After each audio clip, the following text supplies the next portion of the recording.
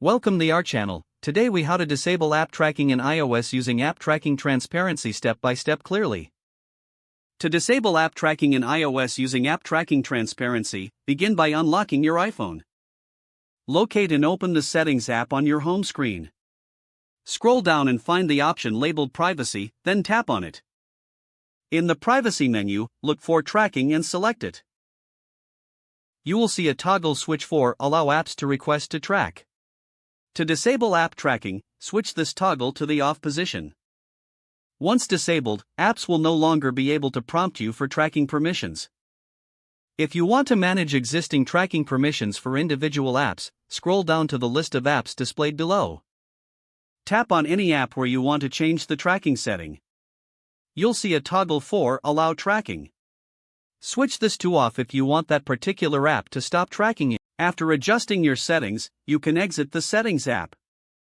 Your changes will take effect immediately. Now, your privacy preferences regarding app tracking are successfully updated.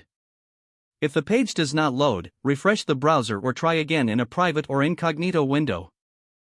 Make sure you are using the correct email address, then retype it carefully to avoid small typos.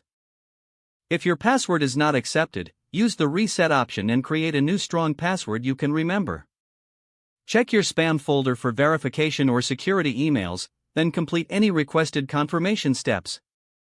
Enable two-factor authentication if available to improve account security and reduce unauthorized access risk. After signing in, review your profile details so your contact information and settings are accurate and current.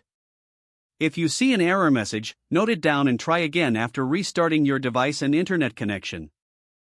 Log out when you finish, especially on shared devices, to keep your account and payment information secure.